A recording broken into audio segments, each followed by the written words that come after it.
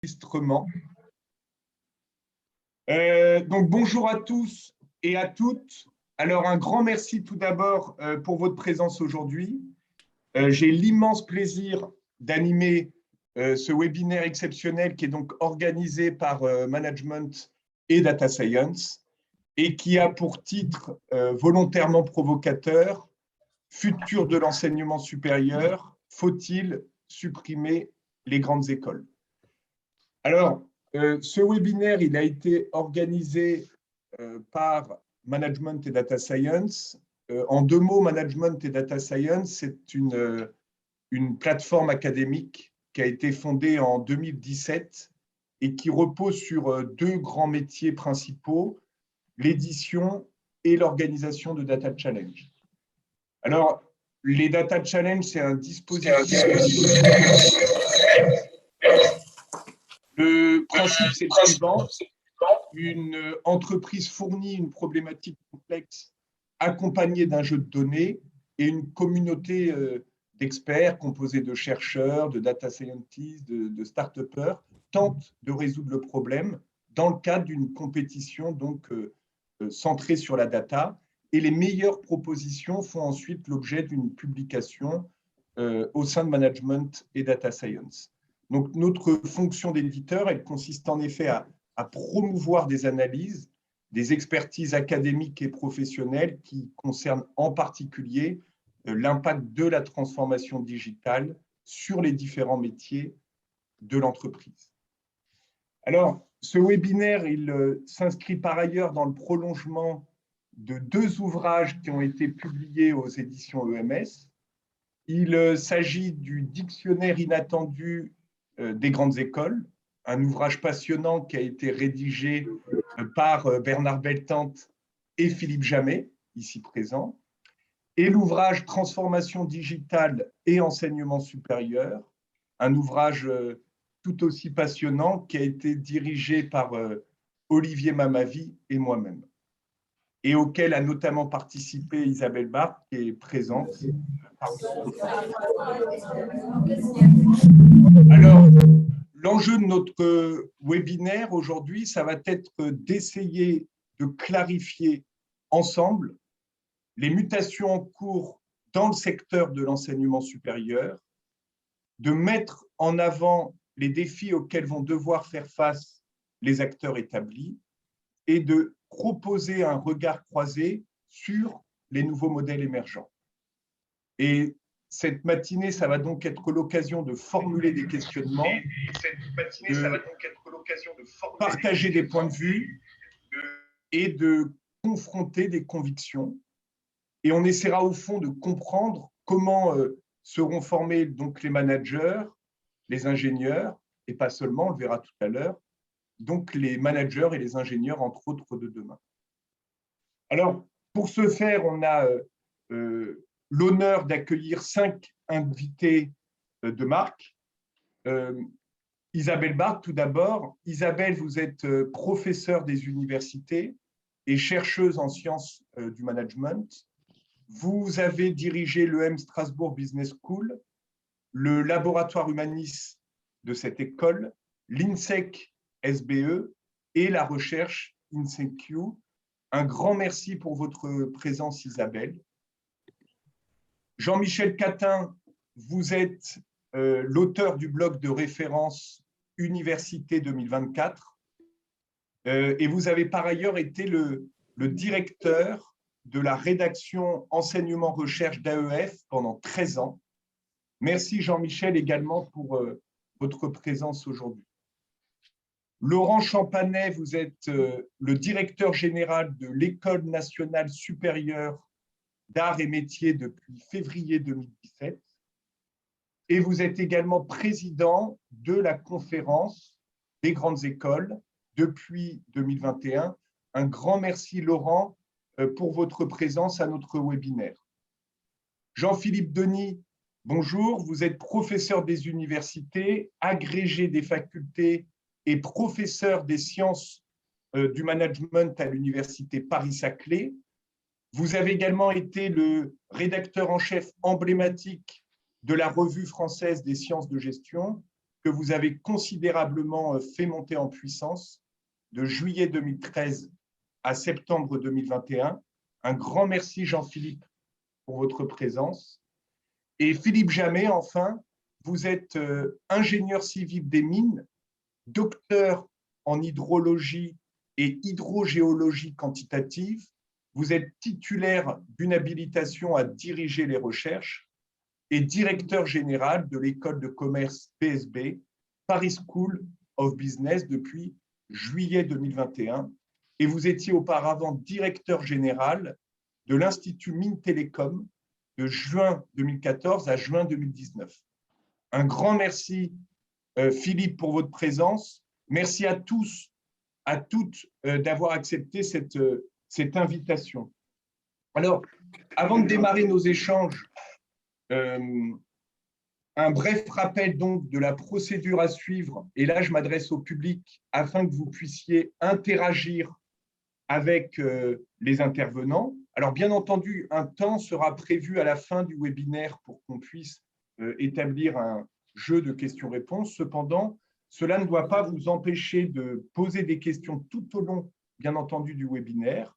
Donc, vous pouvez poser ces questions en suivant la procédure qui est présente à l'écran, la démarche que vous voyez à l'écran, et je transmettrai donc vos questions aux invités. Alors, ce webinaire, il va schématiquement s'articuler en deux temps. Dans un premier temps, on va essayer de formuler un diagnostic sur lequel nous ne serons d'ailleurs pas obligés de nous entendre ou converger. En tout cas, l'enjeu ici va être que chacune présente le paysage en mutation pour qu'on essaie de comprendre la situation qui se pose à ces acteurs établis que sont les grandes écoles. Et ensuite, dans un second temps, on essaiera d'explorer les défis donc qui se posent à ces acteurs établis de façon à ce qu'ils puissent continuer d'exister. Au fond, comment procéder pour que ces acteurs continuent non seulement d'être présents, mais également prospères, utiles, efficaces d'ici 10, 20 ans. Alors, le thème numéro 1 va être celui des mutations, donc, et ma première question va s'adresser à Laurent Champanet. Laurent, donc, vous êtes président, on l'a dit tout à l'heure, entre autres, de la conférence des grandes écoles. Et la première question que je voulais vous poser de manière à ce que l'on pose bien les termes, c'est donc quand on parle de grande école, de quoi parle-t-on? De quoi s'agit-il précisément? C'est quoi au fond une grande école? Merci pour la question, merci pour l'invitation, Romain, et merci à tous nos collègues de participer. Alors, une grande école, au sens de son appartenance à la conférence des grandes écoles et au sens du label grandes écoles qu'elle confère, hein, c'est les établissements d'enseignement supérieur qui diplôment au niveau master, parce qu'en fait, ils forment des cadres pour les entreprises et pour les organisations, qui sont sélectives à l'entrée parce que les mondes socio-économiques auxquels ils forment sont sélectifs, qui font de la recherche pour faire progresser ces entreprises et ces organisations qu'ils servent et pour inventer leur futur, et qui sont autonomes au sens qu'ils ont l'agilité suffisante pour répondre aux besoins de ces mondes socio-économiques. Ça ne veut pas forcément dire que ce sont des écoles qui sont 100% indépendantes, certaines appartiennent à des regroupements plus élevés, mais au moins ils ont l'autonomie pédagogique et financière pour pouvoir répondre à des demandes de manière assez agile. Aujourd'hui, ça représente à peu près 200 écoles, de types très différents. Des écoles d'ingénieurs, c'est un peu plus de la moitié des écoles. Des écoles de gestion, hein, commerce, management, écoles vétérinaires, agro, les écoles de la défense, les Sciences Po, les écoles normales, et puis les écoles dans le champ de la culture, design, art et autres. Voilà. 2/3 de ces écoles sont publiques. Alors, tout le monde a tendance à penser, quand on dit grande école, ça veut dire privée. Non. 2/3 de ces écoles sont publiques. Elles relèvent de 10 ministères différents. Le ministère principal étant le ministère de l'Enseignement supérieur, de la Recherche et de l'Innovation. Et les autres sont en général des écoles qui sont à but non lucratif ou au moins qui réinvestissent leurs résultats dans leur développement. Voilà un petit peu la définition. C'est un monde qui est en mutation. Il y a des écoles qui fusionnent entre eux, il y en a d'autres qui rentrent. Mais voilà un petit peu le périmètre et ce qu'on appelle une grande école aujourd'hui. Un grand merci, Laurent. Donc, si on résume, si moi, les critères d'éligibilité, c'est au minimum la notion de sélection, de recherche, ce sont quand même deux éléments très distinctifs par rapport à la galaxie des Voilà. écoles qui forment après le bac. Tout à fait. Et le niveau master, hein, qui est indispensable pour former des cadres, bien que beaucoup de grandes écoles diplôment aussi à d'autres niveaux, doctorat bien sûr, mais aussi beaucoup au niveau bac plus 3, surtout sur des bachelors, qui fait un grand volume d'étudiants dans nos écoles. Merci beaucoup, Laurent, pour cette réponse qui est très claire. Jean-Michel Catin, est-ce que vous souhaiteriez apporter des compléments de réponse? Bonjour Romain, merci et bonjour à tout le monde. Écoutez, moi j'ai une approche qui est différente. Je ne suis pas enseignant-chercheur. Je suis, par mon histoire, journaliste et en plus, j'ai fait mes études à l'université. Donc, je ne sais pas si je suis le plus qualifié pour parler de tout ça, mais disons qu'en observant ce qui se passe, vous savez, j'étais à la présentation du rapport Attali, je me fais vieux, en 1998, qui a lancé l'idée de la convergence grandes écoles, universités. Et donc, moi, je m'interroge, quand je regarde l'évolution du système, sur la notion de grande école aujourd'hui en 2022. Déjà, est-ce qu'il faut vraiment mettre des majuscules à G, à E? Ça, c'est l'anecdote, mais ça indique quelque chose sur l'évolution du système, parce que qu'y a-t-il vraiment de commun aujourd'hui entre une école privée d'un groupe qui a des ambitions soit lucratives, soit pas lucratives, une école intégrée à une université, une école dans un établissement public expérimental, les nouveaux EPE, une école qui est très dépendante du CNRS, de l'INRAE sur sa recherche et sur ses moyens, tout compte fait, qui est une question quand même importante, entre les écoles de commerce et les écoles d'ingénieurs, du point de vue de leurs préoccupations. Et puis, puisque Laurent Champanet évoquait la sélectivité, franchement, quand je regarde le paysage, je ne vais pas faire du name dropping, mais on sait très bien qu'il y a des écoles qui ne sont absolument pas sélectives. Elles chassent le client. Moi, je suis là pour dire un peu les choses de manière cash. C'est pas la peine de… Moi, je n'ai pas d'intérêt dans l'histoire. Donc, je le dis, il suffit en off de recueillir les confidences des uns et des autres. Donc, la galaxie des grandes écoles est vraiment très diverse. Et puis, il y a cette césure publique-privée. Moi, je ne partage pas tout à fait l'opinion de Laurent Champanet sur l'autonomie. Les tutelles publiques pour les grandes écoles, et il est bien placé pour le savoir avec l'histoire des droits d'inscription à l'ENSAM, elles vivent les mêmes contraintes dans le secteur public que les universités.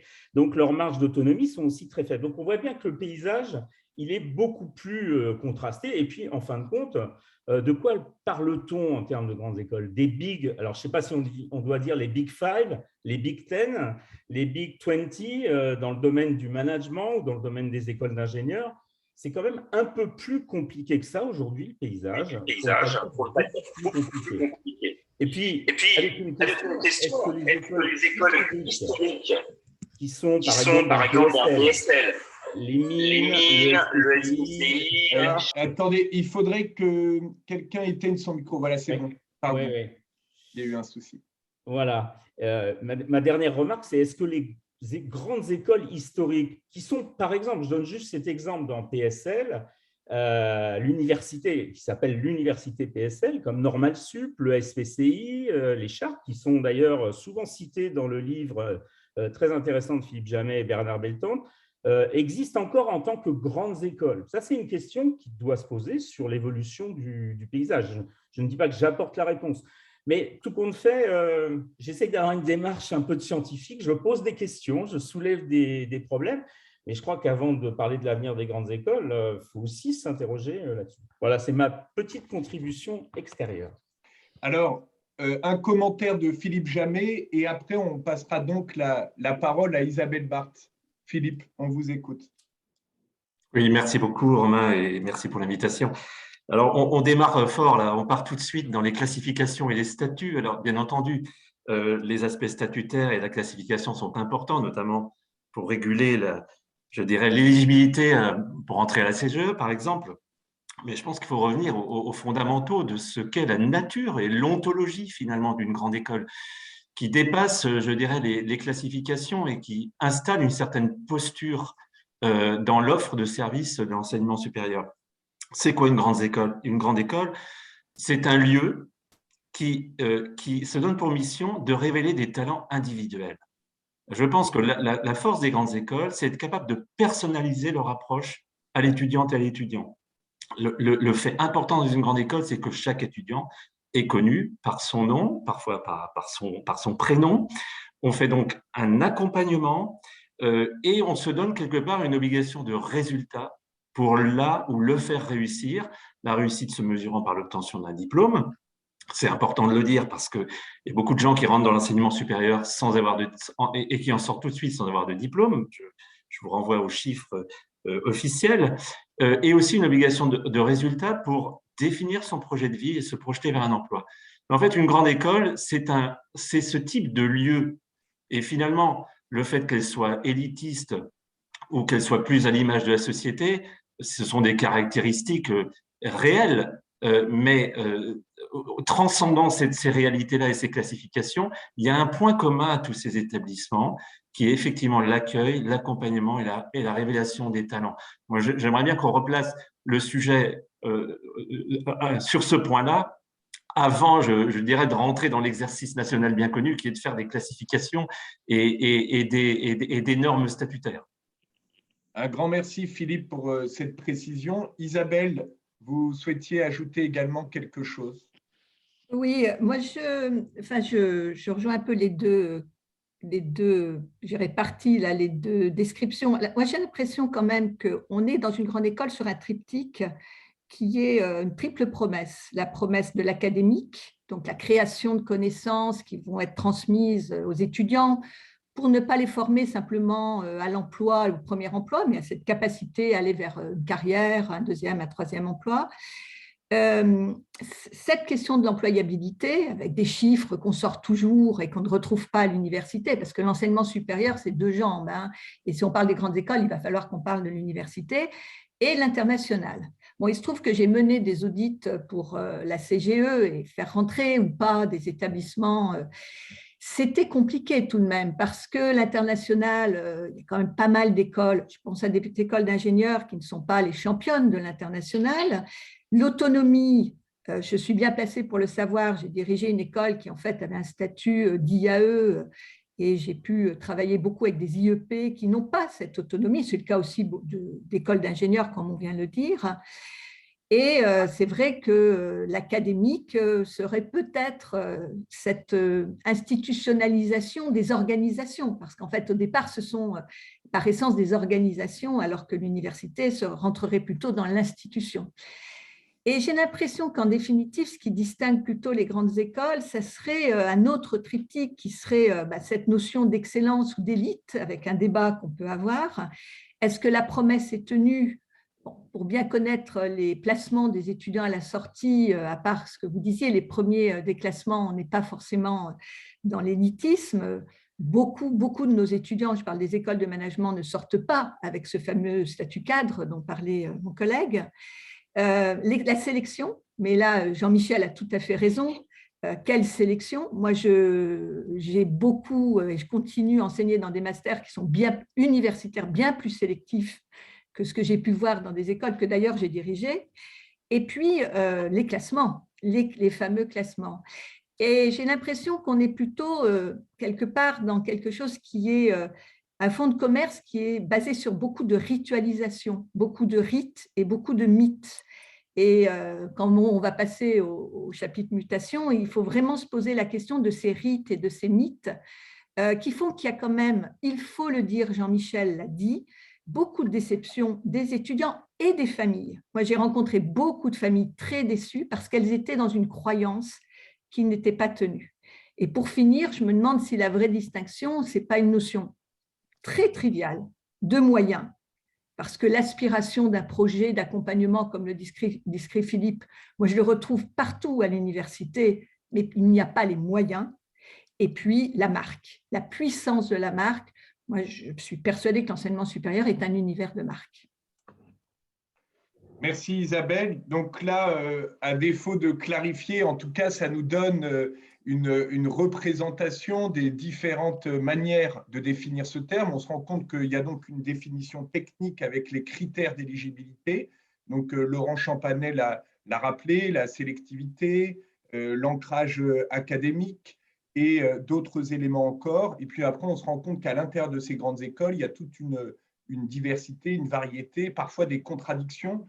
Et c'est aussi l'enjeu de ce webinaire de voir, parce qu'on voit que ces grandes écoles sont également soumises à un environnement de plus en plus complexe qui parfois les soumet à des situations contradictoires. D'ailleurs, à ce propos, si vous le voulez bien, je voudrais qu'on fasse un tour de table rapide où chacun, chacune, par rapport à ces grandes écoles et la définition qu'il s'en fait, puisse définir selon lui ou elle quelle est la principale mutation, qu'elle soit d'ailleurs à caractère technique, politique ou sociétal, à laquelle sont donc confrontées ces grandes écoles, parce qu'on le voit aujourd'hui quand on parle d'élitisme. Est-ce qu'une grande école peut aussi avoir à cœur de faire monter en compétences un nombre très important d'étudiants avec une variété d'aptitudes ou de parcours? D'après vous, quelles sont la principale mutation auxquelles sont donc confrontés ces acteurs et qui posent en ce sens un enjeu stratégique important?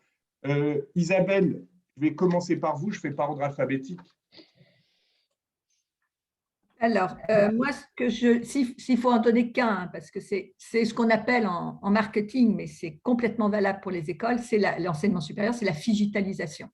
C'est-à-dire ce qu'on a vécu de façon extrêmement accélérée, cette capacité à travailler sans couture entre le digital et le physique. Ce qui va avec, et je terminerai là-dessus, l'horizontalisation de la connaissance et de l'expertise, donc une mise à plat des relations entre les sachants, les enseignants et les étudiants. Un grand merci, Isabelle. C'est effectivement un problème concret là auquel nous sommes soumis, qui aura probablement des implications, on y reviendra, y compris sur le paysage concurrentiel, puisque ça ouvre la brèche à de nouveaux entrants, de nouveaux modèles d'affaires, de nouvelles modalités. Jean-Michel Catin, d'après vous, en tant qu'observateur, analyste du secteur, la mutation qui vous semble être la plus importante pour ces acteurs établis? Pour moi, on ne peut pas faire abstraction aujourd'hui dans l'enseignement supérieur de la situation politique et géopolitique que l'on connaît, avec une fracturation dans la jeunesse qui me paraît quand même nécessaire de prendre en compte et qui révèle l'incapacité que nous avons eue collectivement, ce n'est pas le problème des grandes écoles, mais sur l'éducation en général et l'éducation supérieure, à prendre en compte la diversité des talents. Et je crois que pour les entreprises, c'est le même enjeu. C'est la capacité de notre pays à faire résonance avec la société dans sa profondeur. Mais on pourra revenir sur la question de l'éducation et des conditions dans lesquelles notre pays plonge aujourd'hui, qui est un vrai problème, qui a été souligné très justement dans le livre de Philippe Jamet et Bernard Beltante. Mais je crois que la question de la diversité des talents, qui ne se résume pas à des plans sur il faut mettre des boursiers, etc., c'est d'un autre niveau.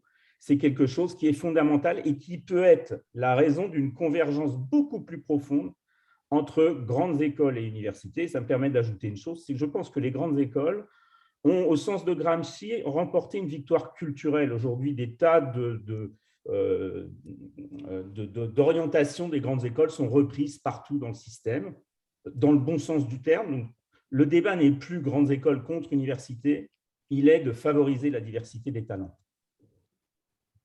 Merci Jean-Michel pour cette réponse très précise. Laurent Champanet, selon vous, la principale mutation? Je vais reprendre des éléments qui ont été donnés par mes deux collègues avant. Pour moi, la principale mutation, elle est pédagogique. Parce qu'effectivement, dans les grandes écoles, on prépare des gens à devenir cadres dans des entreprises. Donc, on doit préparer les mutations du travail. Et ces mutations, elles incluent tout ce qu'on a dit avant, l'aspect digital, l'aspect des attentes des salariés, leur façon de se comporter dans l'entreprise, qui impacte aussi sur les attentes des étudiants et leur façon de se comporter vis-à-vis de la formation, des outils qui sont à disposition, des outils d'interaction en présentiel, en distanciel. Et ça devient, de même que le monde du travail se complexifie, le monde de l'enseignement, il se complexifie. Alors, et c'est différent pour moi, parce que je suis d'accord avec Jean-Michel, on n'est pas dans l'opposition. Je vous invite à relire une chronique que j'ai sortie dans les Échos le mois dernier. Pour moi, ce n'est pas la même chose de préparer des gens à aller être cadres dans des entreprises que de préparer des gens à aller travailler dans les services publics. Pourquoi est-ce qu'il y a des grandes écoles en France et des universités? C'est parce qu'en France, il y a un État qui gère des grands pans, la santé, l'éducation. Il faut former des gens pour ça dans un système particulier. Puis à côté, il y a les entreprises privées qui sont agiles et il faut former des gens pour ça. Et dans d'autres parties du monde, on a beaucoup moins de services publics et on a quasiment que du privé. Donc, on n'a que des universités privées. Puis dans d'autres parties, tout est public et on n'a que les universités publiques. Donc, il n'y a pas d'opposition. Il y a une complémentarité pour moi. Mais l'enjeu aujourd'hui, il est principalement pédagogique. Très bien. Donc, au fond, Laurent, vous évoquez les compétences du XXIe siècle et le challenge que ça implique en termes de transmission. Ouais, et qui à la fois pardon, il y a un écho, à la fois de répondre aux attentes de ce que sera l'emploi, le modèle de travail après, et aux attentes des gens, les étudiants qui seront des salariés, dont les attentes, comme l'a dit Jean-Michel, ont beaucoup changé. Et la complexité pour les écoles, mais pas pour tous les systèmes d'enseignement, hein, c'est de répondre aux deux. Alors, dans les grandes écoles, on a une technique, et on en a parlé un petit peu avant, hein. On a un atout, c'est notre petite taille, et qui fait qu'on parle d'expérience étudiante, c'est-à-dire que tout ce qu'on fait sur nos campus, que ce soit de la formation, que ce soit de la recherche, mais aussi la vie étudiante et toutes les activités, est préparatoire, préfigurateur à ce qui sera après. Je prends un exemple, hein, la question de l'intégration des étudiants en situation de handicap, ce n'est pas qu'une situation de formation de ces étudiants-là, c'est d'abord et surtout une formation des autres à l'inclusion pour que quand ils seront des managers, ils travaillent aussi cette question-là dans leur entreprise. Donc tout ce qu'on fait sur nos campus est préfigurateur des questions d'emploi derrière. Bien sûr. Merci beaucoup. Jean-Philippe Denis, est-ce que, d'après vous, la principale mutation auxquelles sont confrontées les écoles? Alors, tout d'abord, bonjour à tous. Bonjour Jean-Philippe. Et je suis confus par avance que j'ai des travaux à proximité, donc il y a un moment où je vais m'absenter pour changer de lieu, parce que ça tape. Donc si ça se met à taper très fort, j'irai assez vite dans mon message, le temps de changer de lieu rapidement. Juste un point, puisque je ne me suis pas exprimé encore jusqu'à présent, je pense qu'il y a si je reprends le titre de ce webinaire qui a justifié cette invitation, et merci de cette invitation. Faut-il supprimer les grandes écoles? On a dit un titre un peu provocateur, mais Jean-Michel Catin réévoquait le rapport Attali 98, c'était quand même la philosophie, c'est-à-dire le rapprochement, cette singularité nationale qui consiste à avoir un système bicéphale entre universités et grandes écoles. Moi, je suis très mal placé pour parler puisque je ne suis pas en grande école et en plus, je suis dans un domaine qui est le management, donc je ne peux pas m'exprimer sur l'ensemble. Mais si je rapporte ça, c'est juste pour un point, c'est que quand même, l'université Paris-Saclay, à laquelle j'appartiens à l'origine, comportait un certain nombre de grandes écoles qui ont eu pour obsession de faire scission. Puisque Saclay a été splitté en deux entre d'un côté l'université et de l'autre l'Institut Polytechnique de Paris. Et donc, ce qui montre que quand même on est face à un sujet complexe. Ça, c'est pour une mise en facteur. Le deuxième point que je voudrais évoquer par rapport à cette question des mutations, c'est que je pense qu'un de nos gros problèmes est une grande difficulté à problématiser et finalement à partager un diagnostic commun. Et donc, on arrive chacun avec de manière impressionniste quelques sentiments. Moi, j'avais eu l'honneur d'écrire une étude pour la FNEJ en 2017 consacré aux ressources des établissements d'enseignement supérieur de management. Et c'était notre point de départ, c'est-à-dire de dire, mais peut-être qu'il est temps un peu de problématiser. On était allé chercher un auteur qui figure dans votre ouvrage d'ailleurs, je crois, et Jean-Michel Catin avait fait un excellent billet de blog d'ailleurs sur une interview que j'avais faite de lui, qui est Pierre-Michel Menger. Et je pense qu'il faut repartir de là. C'est-à-dire que Menger nous dit 3 choses. L'enseignement supérieur, c'est une Customer Input Technology. Donc, ça veut dire que le client, entre guillemets, participe à la valeur du service. Et donc, le processus de sélection est absolument décisif. Ça, c'est un vrai débat entre l'université et les grandes écoles.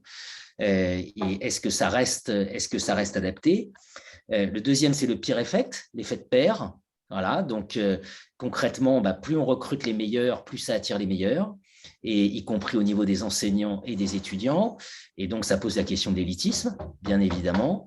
Et puis, le troisième point, et que j'avais adoré dans les travaux de Menger, excusez-moi pour le bruit, mais juste pour bien repositionner, c'est cette idée d'une concurrence d'une concurrence positionnelle au sein d'un oligopole stable. Oui. C'est-à-dire qu'on fait joujou avec les classements, ça bouge dans le ventre mou, mais ceux qui sont en bas ne montent jamais et ceux qui sont en haut ne descendent jamais. Et là, je crois qu'on a une problématisation qui est extrêmement intéressante si on la prend sous l'angle des mutations. Parce que tout ça, non seulement ne s'est pas réduit, mais a considérablement accéléré ces dernières années. On a des organisations ou des institutions, on y reviendra peut-être pour filer Isabelle Barthes, qui sont en grande difficulté. Je pense qu'ils sont en grande difficulté, donc qui vont, je ne sais pas si on va les supprimer, mais qui risquent de se suicider, ça c'est à peu près certain, y compris difficultés financières. On a des très grandes écoles réputées telles qui sont de moins en moins, parce qu'elles ouvrent beaucoup trop les vannes de la sélection et qu'elles ont besoin de nourrir des bachelors, et on a des grandes écoles qui ressemblent de plus en plus à des universités. Voilà, donc on a des mutations très fortes, mutations, nous, qu'on avait mises en évidence. C'est la course à l'excellence, qui est un marché de dupes et pour des raisons qu'on peut évoquer, parce qu'on a les concepts pour, mais ceux qui sont derrière ne peuvent pas rattraper les premiers. Donc, c'est une course idiote. Et le deuxième point, excusez-moi, je m'arrête là parce que ça tape. Le deuxième point, c'est évidemment l'international, avec un point majeur qui aujourd'hui est de dire finalement, est-ce que la déglobalisation en cours a un impact sur les établissements et sur leur modèle? Voilà, je pense qu'en termes de mutation, c'est le grand sujet qui finalement englobe tous les autres. Parce que qui dit digital dit impact de la recherche. Est-ce qu'on peut continuer à avoir une recherche qui ne se soucie pas d'impact? Toutes les agences d'accréditation aujourd'hui posent la question de l'impact de la recherche. Le numérique impose des investissements massifs. Donc, quand on est en bas et qu'on doit faire de l'investissement en numérique et en recherche pour ne pas être déclassé, etc., enfin bon, je ne vais pas aller beaucoup plus loin, mais je pense que ça vaut le coup de partir d'un diagnostic un peu partagé avec des gens qui ont fait des travaux comme Pierre-Michel Menger, qui permettent de réellement poser le débat sur les mutations que vivent les établissements et les défis auxquels ils s'affrontent. Un grand merci, Jean-Philippe, pour votre réponse. Je vous redonnerai la parole tout à l'heure quand on évoquera donc les défis qu'impliquent ces mutations. Si vous deviez en choisir qu'un, est-ce que vous évoqueriez la tension entre sélection et massification comme principe? C'est indéniablement une des grandes tensions actuelles qui pose la question qu'on avait soulevée dans cette étude d'ailleurs. Quand on les interroge sérieusement, Jean-Michel Catin a dit « je vais être cash, je vais mettre les pieds dans le plat », les chefs d'entreprise nous disent « on se fout royalement de ce qui est enseigné dans les écoles, ce n'est pas notre problème, on leur demande de sélectionner les meilleurs. Et donc, un HEC, ça vaut tant, un ESSEC, ça vaut tant, un polytechnicien, ça vaut tant, etc. etc. » Et ensuite, on peut se poser la question de savoir si tout le monde fait partie du même groupe ou s'il y a des research schools, des teaching schools, voilà, s'il y a une segmentation qui est en cours. Je pense qu'il y a une segmentation qui est en cours. Bernard Ramanso dit maximum 3 research schools. Ça vaut le coup de se poser la question pour toutes les autres, de savoir si ça vaut le coup de continuer à investir massivement en recherche en allant débaucher à prix d'or des chercheurs qui publient mais qui n'enseignent pas. Voilà un exemple d'interrogation. Deuxième grande interrogation, c'est effectivement quand on a des promotions qui ressemblent en pire à des amphithéâtres d'université, est-ce qu'on peut encore prétendre qu'on fait vraiment un suivi individualisé d'étudiants qui justifie le tarif qui est rémunéré? Mais en même temps, on sait bien que via l'alternance aujourd'hui, les étudiants ne payent plus leur formation. Donc voilà, il y a un degré de complexité dans le sujet qui est important, mais bon, je m'arrête là, sinon je peux partir pour… Bien sûr, je vais donner la parole à Isabelle Barthe, puis enfin à Philippe Jamet, mais quand vous évoquez les très bons chercheurs qui ne sont pas en salle de classe, vous aviez une fois, me semble-t-il, pris l'exemple des clubs de football, en imaginant que les meilleurs joueurs, les spectateurs ne les verraient pas jouer sur le terrain. J'avais trouvé ça très éloquent. Isabelle, vous vouliez réagir et après, on donnera la parole donc à Philippe. Juste un mot sur cette question de sélection. Alors, je pense qu'en effet, il y a un vrai débat sur la question de sélection, mais je crois que, et ça c'est pour rejoindre ce qui a été dit d'ailleurs par Philippe, je crois que j'ai eu la chance de diriger une école tout en bas du classement. Et je crois que je dis que c'est une chance parce que j'avais vraiment l'impression d'être sur une notion de projet. Je crois que le mot projet doit être vraiment au centre de ce qu'on dit, projet de l'école, mais projet aussi des familles et des étudiants, où j'avais vraiment l'impression, en effet, on ne les sélectionnait pas parce qu'on n'avait pas les moyens de les sélectionner vraiment, mais de les accompagner tout au long de leur formation. Ce que ne peut pas faire l'université, Jean-Michel, parce qu'il y a un effet très paradoxal que j'ai observé, c'est qu'on arrive à avoir des étudiants qu'on va réussir à vraiment, on va les voir s'épanouir, alors qu'ils venaient peut-être de familles, d'environnements. Et alors que l'université, je suis désolée, c'est dans beaucoup d'endroits, pas tous, hein, je ne vais pas caricaturer, mais on est quand même débrouille-toi. Les amphis de droit, les amphis qu'on connaît fac de sciences éco et de gestion. Voilà. Et il y a vraiment un effet paradoxal où je suis persuadée qu'on accompagne et qu'on permet beaucoup mieux aux talents de s'épanouir dans les écoles qu'à l'université. Ça, je l'ai vécu et je crois que c'est important de le redire. Merci beaucoup, Isabelle. Philippe, d'après vous, la principale mutation à laquelle sont donc confrontées les grandes écoles, pour vous, c'est quoi? Alors, je pense qu'il faut voir les choses de manière macro. L'éducation, c'est une industrie. C'est une industrie de masse. Et ça a été dit, elle a pour particularité, c'est peut-être pas la seule d'ailleurs, mais le client était aussi le produit quelque part. C'est ça qui la rend à la fois compliquée et intéressante. Donc, en fait, des mutations, de mon point de vue, et ça commande après tout le reste, tout ce qui va se passer en interne, elles sont de nature industrielle. Donc, je vois deux moteurs dans cette transformation industrielle. D'abord, la servicisation. Ça devient une industrie de service. Il faut délivrer l'éducation juste à temps, de manière pertinente, de manière plus individualisée, de manière plus accompagnée, passer du professorat au mentorat, etc. Pour ça, les grandes écoles sont plutôt très bien placées. C'est ça qu'elles savent faire. Leur taille humaine, leur taille limitée leur permet de le faire, leur ratio étudiants-enseignants, etc. Très bien. Puis le deuxième moteur, c'est que c'est une industrie de plus en plus capitalistique, qu'on le veuille ou non. Il faut investir dans la technologie, il faut investir dans des fusions, il faut investir dans de l'expansion internationale, partenariale, dans des laboratoires quand ce sont des écoles scientifiques. Et là, effectivement, les grandes écoles sont un petit peu plus de difficultés. Alors, on pourrait dire qu'elles y arrivent quand elles sont dans des universités ou dans des grands groupes. C'est un peu plus compliqué que ça.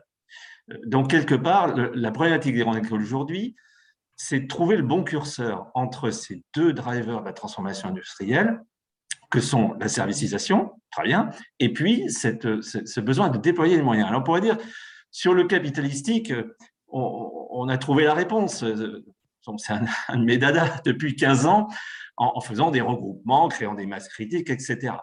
Bon, je pense qu'en partie, on a manqué la cible et on fait fausse route dans cette trajectoire-là. D'ailleurs, on s'en rend compte au fur et à mesure.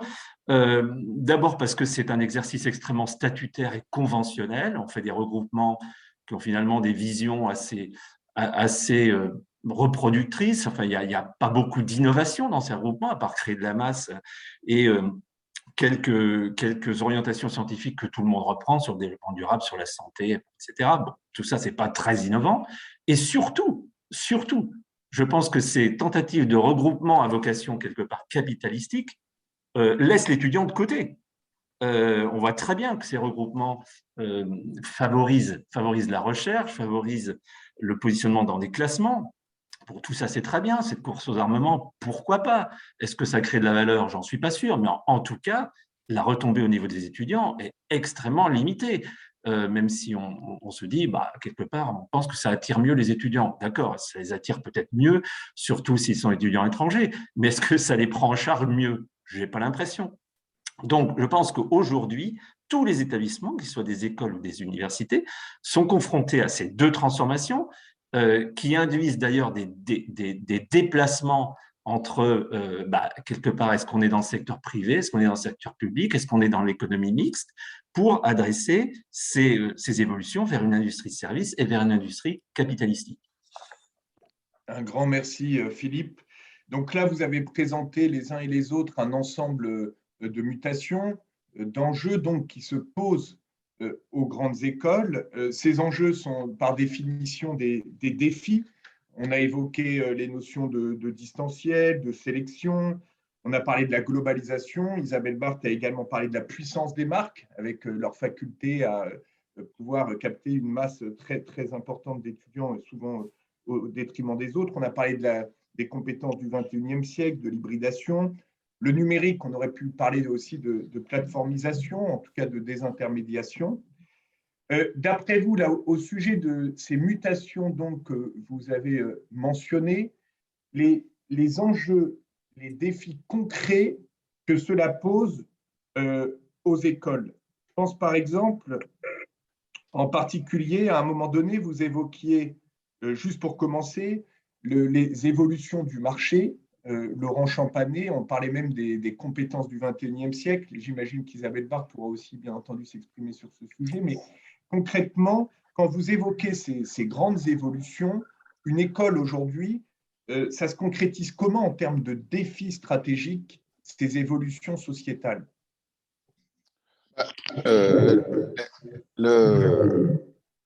La complexité et les mutations du travail, avec en particulier le digital et les nouveaux modes de travail et de management qui vont avec.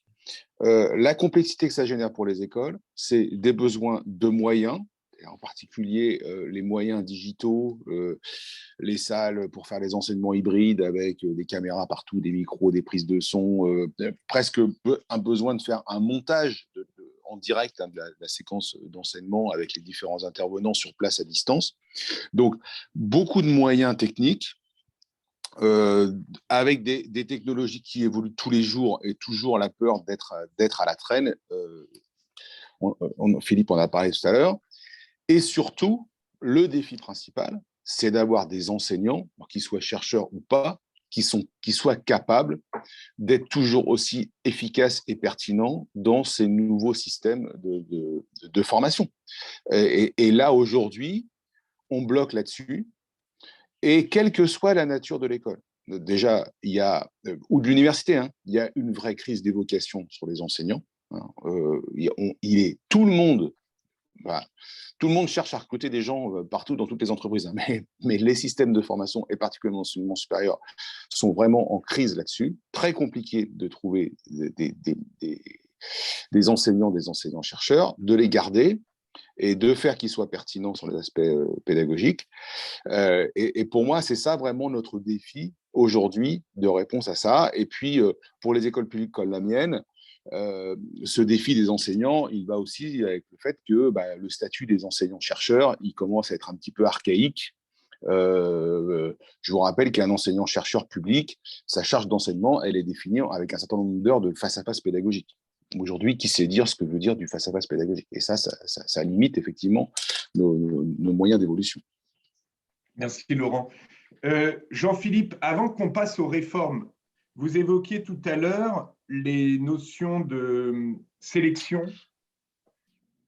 Alors, et c'est une question qui s'adresse à Jean-Philippe, mais aussi aux autres intervenants. Mais tout d'abord, est-ce que, Jean-Philippe, vous pensez envisageable qu'une grande école demain puisse assumer la massification au même titre qu'une école maternelle, par exemple, va accueillir tous les élèves, quels qu'ils soient, quel que soit leur degré de développement, avec une grande variété à tous les niveaux, fixer comme objectif de faire monter tout le monde avec des compétences très exigeantes, et à aucun moment on pourrait dire que l'école maternelle n'est pas, comment dirais-je, très exigeante, au sens où elle fait réellement monter en compétence un nombre significatif d'individus pour l'amener à des changements profonds.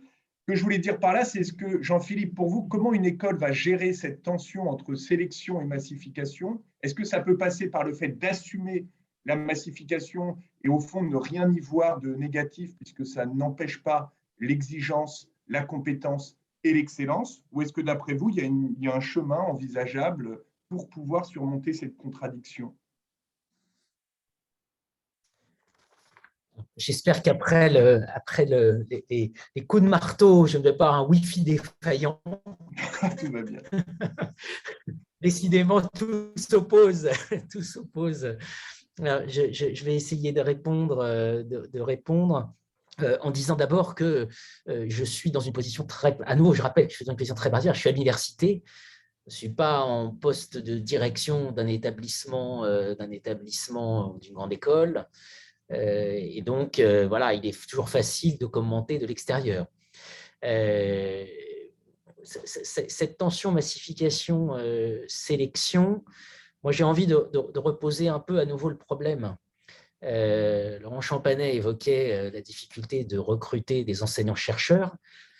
À nouveau, mais il y en aurait peut-être dû l'inviter, je vais filer les traces de Pierre-Michel Menger. Ce sont deux activités radicalement différentes. Menger a cette formule que j'aime beaucoup: la recherche, c'est Pareto, l'enseignement, c'est Gauss. Donc, le problème, c'est que la recherche, c'est totalement inégalitaire, et toutes les études le démontrent par les effets de citation, de co-citation, etc., et donc donne une visibilité, notamment à l'international.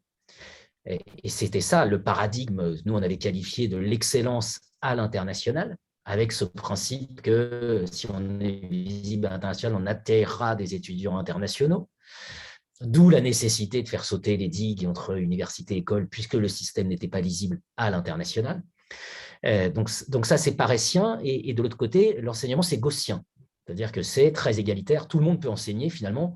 La difficulté, c'est de savoir être capable d'évaluer la qualité de cet enseignement. Mais finalement, si on a des chefs d'entreprise qui se moquent un peu de ce qui est enseigné et des étudiants qui viennent d'abord là dans l'objectif de trouver un emploi, finalement, est-ce réellement un problème? J'ai envie de dire ça, c'est-à-dire à partir du moment où, et ça c'est un peu ce que tous les travaux mettent en évidence, c'est-à-dire ça se segmente. Vers le haut, il y a ceux qui ont la capacité de jouer la course. Le problème, c'est que dans un oligopole, c'est en bas. Donc, tout le monde joue la même course. Et ça, c'est très problématique. C'est très problématique. Et le deuxième point qui est très problématique, c'est la très grande difficulté à évaluer la qualité de l'enseignement. Parce que précisément, c'est gaussien, on n'a pas de critères, on n'a pas de… etc. Merci Jean-Philippe. Donc, derrière cette question de la massification, voilà, je peux m'arrêter là. Non, c'est parce que votre connexion était défaillante. Allez-y. Pardon. Non, alors, simplement de dire que cette question de la massification, je pense que c'est complètement paradoxal, c'est-à-dire que le digital permet un rayonnement hors les murs, et c'était le grand problème pour évaluer l'enseignement, c'est que ça restait confiné au sein des murs, là où la recherche sortait des murs. Le digital permet de rayonner hors les murs. En fait, on reste très prisonnier d'une vision, oui, que tout le monde fasse de l'enseignement, de la recherche, de l'élitisme, sans faire de l'élitisme, etc., etc. Bref, Bref, un immense problème d'inertie et un gros problème de stratégie. Bien sûr. Merci Jean-Philippe. Un point d'ailleurs dans notre ouvrage où un auteur mentionnait que la pédagogie, y compris quand elle est de grande qualité, peut périmer rapidement, tandis que la position d'une école dans un classement est parfois un actif plus pérenne pour l'employabilité que le fait d'avoir pu bénéficier d'une bonne formation en salle de classe. Absolument. Et qui parfois conforte les écoles dans leur trajectoire de course aux étoiles. Isabelle Barthes et ensuite Jean-Michel Catin. Oui, je voulais revenir sur les problèmes d'évaluation. Je crois qu'il faut bien comprendre, Philippe parlait de servicisation. En marketing des services, on parle de service de croyance. Un service de croyance, c'est quelque chose qu'on ne peut pas évaluer, même à la fin. Quels sont les critères? Est-ce que j'ai passé une bonne expérience pendant 3 ans? Est-ce que j'ai un emploi? Et ça, c'est vraiment une vraie question. Tant qu'on n'a pas compris que la formation, l'éducation, c'était un service de croyance, où il y a une incomplétude dans l'évaluation ou une diversité énorme, eh bien c'est vrai qu'on s'en réfère à des systèmes de classement avec des problèmes de conformité qui sont en effet d'inertie, de l'immobilisme ou de l'effet Mathieu, on traite corrige. Ça, c'est la première chose. La deuxième chose, je trouvais très intéressant la question de la globalisation, déglobalisation, que je crois que Jean-Michel a abordé. Je crois qu'on est parti pendant des années sur l'idée de la globalisation de l'enseignement supérieur et quelque part, c'est un de nos postulats de base. Or, nous sommes dans un monde à la fois qui se globalise. Moi, je fais des cours actuellement à des Chinois en ligne, continu, mais en même temps, et ça avait été déjà annoncé, je pense, un livre assez vieux et au moins 10 ans de Thomas Durand, sur la régionalisation de l'enseignement supérieur. Et je pense qu'en effet, on va de plus en plus, et c'est ce qu'on fait des écoles, parce que je ne suis pas d'accord avec Jean-Philippe pour dire que les écoles, c'est une spécificité, les grandes écoles sont une spécificité française. Quand on est dans les grandes conférences CSB, FMD, il y a quand même plein d'écoles avec des statuts qui peuvent être aussi très variés dans plein de pays du monde. Des écoles privées en Asie, en Amérique du Sud, des écoles qui appartiennent aux universités. Non, on a ce modèle mixte partout. Mais c'est vrai que je trouve très intéressant l'idée qu'on va peut-être aller, parce qu'il faut quand même du présentiel, vers des régionalisations avec, par exemple, tous les efforts qu'ont fait des pays, je pense aux pays asiatiques, pour justement avoir une vraie proposition d'enseignement supérieur auprès de leurs étudiants, sans rentrer, ce qu'on vit depuis des décennies, dans le bulldozer anglo-saxon. Et là, moi, je me dis qu'il y a peut-être quelque chose d'intéressant qui pourrait se passer, où on est un modèle, peut-être pas français, mais européen, qui nous permettrait d'avoir une vraie différenciation et de ne pas être tout le temps sur les canons que nous donnent les accréditations, qui sont d'essence américaine ou des copies des accréditations américaines. Ça, moi, je pose le débat parce que je pense qu'il y a quelque chose d'intéressant. Et troisième sujet, et là, moi, je crois qu'il ne faut pas l'ignorer, c'est la gouvernance. Ce n'est pas la même chose d'être une grande école dans un service d'essence publique qui est l'université, avec le partage des bouts de ficelle. Je suis caricaturale, mais enfin, c'est le cas, ou le problème de la restitution de l'argent qu'on a pu engranger. Je connais très bien le problème des IAE. J'ai été 5 ans à la conférence des IAE dans le bureau des IAE France. Et puis, un groupe où on est dans le for profit avec, dans 4-5 ans, viser la revente de l'école. Et là, il y a quand même toute une graduation de projets qui structurellement pèsent sur la stratégie, même si les discours peuvent paraître assez homogènes. Donc, sur ces 3 sujets, je pense qu'il faudrait vraiment qu'on soit capable à la fois de nuances, à la fois en effet de problématisation, et de se dire qu'il y a certainement des choses qui peuvent nous attendre où on pourrait tirer mieux notre épingle du jeu. Revoir les modalités d'évaluation sans être dans leur reproduction, se poser la question d'un modèle distinctif, ce qu'on n'a pas cherché à faire, peut-être par paresse ou par souci d'efficacité, et puis se dire qu'il y a peut-être des gouvernances qui ne correspondent pas forcément à ce qu'attendent, j'ai envie de dire, les jeunes et leurs parents sur le projet éducatif. Un grand merci Isabelle. Jean-Michel Catin, vous souhaitiez également réagir? Oui, sur la question sélection-massification du point de vue de l'avenir des grandes écoles. D'abord, il faut dire qu'en France, c'est mon constat, on confond toujours sélectivité et malthusianisme. C'est l'exemple de l'école polytechnique comparée à Harvard du point de vue de son histoire, où à l'IX, on a maintenu des promotions de taille réduite par rapport à Harvard. Ça n'a pas fait baisser le niveau de Harvard d'augmenter le nombre de ses étudiants. Mais en France, c'est culturellement quelque chose de très présent, cette confusion entre sélectivité et malthusianisme. Deuxième remarque, j'entends sur la massification les effets délétères que ça peut avoir sur l'université, mais je voudrais contredire Isabelle Barthes, l'université sort des talents. Ils sont différents, mais elle sort des talents. Et on l'oublie, et ça c'est très frappant, et les économistes ou les gestionnaires qui sont là pourraient relire Daniel Kahneman plus profondément sur tous les biais de perception, de confirmation qu'on a. À l'université, vous avez plus de 50% des étudiants qui sont dans des filières sélectives. Peut-être moins, peut-être plus que dans les écoles que je connais, mais enfin, franchement, là encore, sans faire de langue de bois, vous discutez avec des employeurs, vous discutez avec des directions d'école, vous savez très bien qu'à un moment donné, on chasse le client.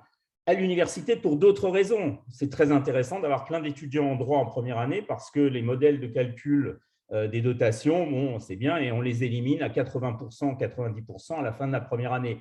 Mais la sélection, elle est là. Alors, il y a une question quand même que dans ce débat, on doit aborder, c'est le problème des classes prépa. Personne n'a soulevé cette question. Or, les grandes écoles sont en train de tuer aujourd'hui les classes prépa. Pas Henri IV, pas Louis le Grand, mais avec le bachelor. Je me suis laissé dire qu'il y avait des milliers de places de libres. La dernière note du ministère le montre. Les effectifs soit stagnent, soit baissent dans les classes prépa. Et on ne peut pas dire aujourd'hui, et ça m'avait frappé avec des universitaires ou chercheurs qui mettaient traditionnellement leurs enfants en classe prépa et qui discutaient avec moi et qui me disaient « Est-ce qu'aujourd'hui, je ferais ça ?» Ben non. Non, parce que je les enverrai à la LSI, à McGill et tout ce que vous voulez. Donc, on a un changement de paradigme aussi sur ce modèle français qui incarnait non pas la sélectivité, mais selon moi, je me trompe peut-être, mais le malthusianisme. Et ça va avoir des effets avec les bachelors qui sont la clé du modèle économique de nombreux établissements en termes d'écoles de commerce, écoles de management, mais pas seulement. On va avoir aussi un changement de paradigme. Donc, la question de la massification n'est pas une question des universités. C'est une question du système, et ça soulève d'autres problèmes. Et là encore, on ne l'a pas évoqué, le rapport du Conseil d'analyse économique. Quand ils étudient toutes les données depuis des années fournies par le ministère de l'Enseignement supérieur, bon, ils en arrivent à la conclusion qu'il faut créer 150 000 places, notamment dans des filières courtes, qui sont quand même assez importantes. Je vous rappelle qu'il y a plein de BTS qui ne sont pas remplis aujourd'hui. Donc, on a une gestion des deniers publics qui est absolument effarante. Sur la région parisienne, 20 000 places non pourvues, pendant qu'il y a la tension sur les universités. Donc, il faut quand même se poser ces problèmes. Et je reviens à mon argument de départ. Est-ce que les grandes écoles vont pouvoir faire abstraction d'une nouvelle situation qui s'ouvre avec cette élection présidentielle, quelle que soit? Personnellement, j'espère que ça ne sera pas Marine Le Pen, mais quel que soit vainqueur, il y a eu des signaux forts et pas seulement des signaux faibles qui ont été envoyés sur le sentiment d'être exclu, le problème de la diversité, etc. Donc, il va falloir quand même réfléchir à tout ça de manière collective. Je donne simplement un exemple. Derrière l'histoire de McKinsey, qui est absolument ridicule sur toute une série de plans. Mais ce qui ressort effectivement, c'est ce système où on engage des clones en permanence. L'article du Monde, de ce point de vue, le pointait bien. Or, la société va vouloir qu'on arrête le recrutement des clones, elle va vouloir autre chose. Il y a une demande très profonde de diversité. Et moi, je dis pas seulement des talents au sens académique, au sens des compétences, des soft skills, mais aussi des diversités disciplinaires. Il est quand même incroyable dans ce pays que si on a un master d'histoire, on ne puisse pas accéder à un poste de direction d'entreprise facilement. Pourquoi? Moi, je dis, par exemple, chez les journalistes, ça ferait du bien d'avoir beaucoup plus de diplômés d'histoire. Ça leur éviterait de raconter des tas de bêtises sur différents sujets, ou des diplômés d'économie, etc., etc. Donc, derrière la diversité, il y a aussi la diversité disciplinaire, et c'est peut-être aussi ça une convergence possible entre des écoles qui sont souvent très monodisciplinaires, avec des universités qui ont du mal à faire vivre la pluridisciplinarité. Mais on a besoin de biologistes aujourd'hui. Et on doit s'interroger sur l'échec, par exemple, de la Station F et de tous ces succès d'années de la pseudo-startup nation, etc., qui ne sont pas appuyés sur la recherche et sur des compétences fortes en termes académiques, de croisement des disciplines. Voilà, donc je crois qu'il faut poser les questions sur la profondeur, mais ne sous-estimez pas les chocs actuels dans la société française. Vous ne pouvez pas raisonner sur la pédagogie en dehors de ça. Un grand merci Jean-Michel. Par ailleurs, quand vous évoquez l'essor des bachelors, je trouve que c'est intimement lié à ce qu'évoquait Isabelle par rapport à la puissance des marques, puisqu'il y a un lien intime entre les bachelors et les marques. Beaucoup d'apprenants vont privilégier parfois des bachelors de grandes marques plutôt que des PGE de petites marques. Et ça, c'est l'air de rien, c'est un séisme. Philippe Jammet, je voulais vous donner la parole et également vous faire part d'une question qui à laquelle vous pourriez répondre en qualité de directeur d'une grande école, PSB. Une question de Yann Carcel, c'est: ressentez-vous aujourd'hui un enjeu de diversité au niveau du recrutement des entreprises auxquelles doivent répondre les grandes écoles? Donc, je vous soumets également cette question car en tant que directeur, j'imagine que c'est un sujet de préoccupation important. Bien, je vais essayer de répondre très rapidement. D'abord, peut-être, avant de partir sur les défis, peut-être répondre à Jean-Michel. Bien sûr que l'université sort des talents, bien entendu. La question, c'est de savoir à quel prix, au sens propre et au sens figuré. Et aussi, surtout, la question est de savoir quel talent laisse-t-elle de côté. Je ne vais pas revenir sur les chiffres assez désastreux de diplomation et de réussite, mais c'est quand même un vrai sujet. Donc, l'essor pas cher, en tout cas. Alors ça, je le conteste. On va pas faire ce débat-là, mais je le conteste. Si on fait une analyse macroéconomique, je pense qu'elle sort plus cher que les grandes écoles, mais peu importe, on en rediscutera. Sur le défi, moi je pense que le défi principal auquel on a à faire face, c'est le socratisme du XXIe siècle. Moi, je crois fondamentalement, au-delà de toute la fébrilité qu'on voit aujourd'hui, fondée, bien sûr, mais parfois un peu excessive autour des technologies, des transformations éducatives, etc. Je crois que fondamentalement, ce qui fait de la valeur, de l'expérience, du vécu et de l'impact éducatif, c'est la relation socratique aux étudiants, c'est le dialogue, c'est la personnalisation de l'enseignement. Alors évidemment, on n'est plus à Athènes avec un petit groupe coopté et puis un grand penseur. On a des populations universitaires massives, nomades, diverses, et puis tout un ensemble d'outils technologiques qu'il faut prendre en compte, mais quelque part, la réalité centrale de l'expérience étudiante, que ce soit en université ou en grande école, ça devrait être cette expérience socratique. Donc la question, c'est qu'est-ce qu'on fait? Alors le qu'est-ce qu'on fait, il y a plusieurs pistes. Il y a d'abord comment est-ce qu'on aménage nos campus. Les campus sont-ils des lieux où on vient prendre des cours? Sont-ils autre chose? Sont-ils des lieux de vie? Sont-ils des lieux de rencontre?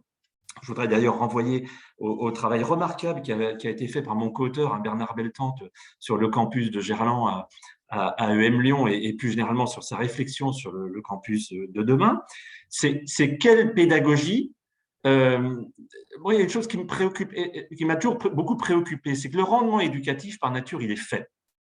Tous autour de la table, là, autour de l'écran, si on avait à nommer les quelques expériences transformantes dans notre éducation de la maternelle au supérieur, on noterait peut-être 10, 15, peut-être même moins d'expériences transformantes, vraiment éclairantes.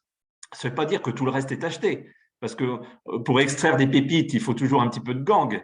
Mais aujourd'hui, ce rendement a toujours été faible et le risque, c'est qu'il diminue, parce qu'on a des populations qui sont beaucoup moins concentrées, qui sont beaucoup moins à l'écoute, qui sont beaucoup plus sollicitées par différents stimuli éducatifs et expérientiels.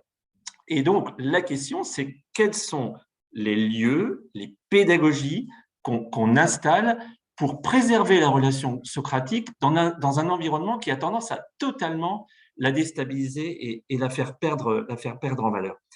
Et pour reprendre ce que disait Jean-Michel, j'étais tout à fait d'accord avec lui.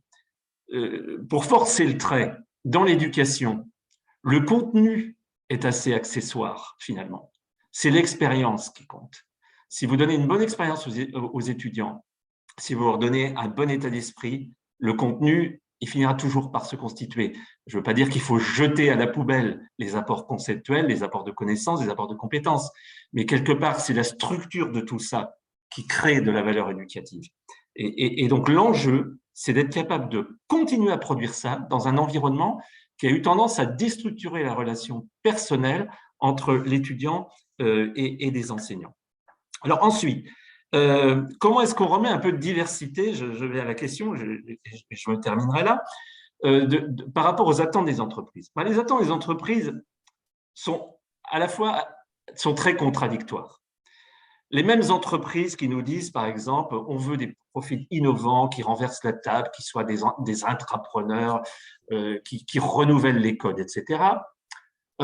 Au final, quand il y a la barrière de l'entretien d'embauche, on s'aperçoit malheureusement, ça évolue, hein, on s'aperçoit malheureusement que les critères de sélection des candidats sont plutôt tournés vers le candidat ressemble-t-il à quelque chose que je connais, au candidat ou la candidate diffère-t-il des personnels que j'ai dans l'entreprise. Les entreprises affichent des besoins de transformation, de disruption, de diversité. La réalité après des recrutements est parfois un peu en décalage par rapport à ces demandes.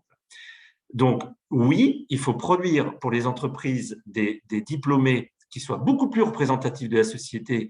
Et il est vrai que les écoles de l'hyper-élite ont un peu de difficulté, elles ont des tas de qualités, mais elles ont un peu de difficulté à le faire. Et c'est pour ça qu'on a besoin de cette diversité dans l'enseignement supérieur. C'est justement pour fournir ces différents profils, pour aller tendre la main à tous les talents. Vous avez, finalement, il y a un monde de grandes écoles qui partagent beaucoup de valeurs, puis il y a différents métiers dans ce monde-là.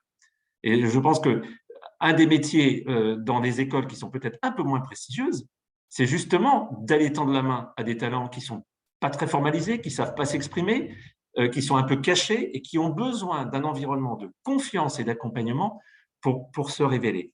Donc, bien entendu, les écoles doivent être à l'image de la société et procurer des talents divers.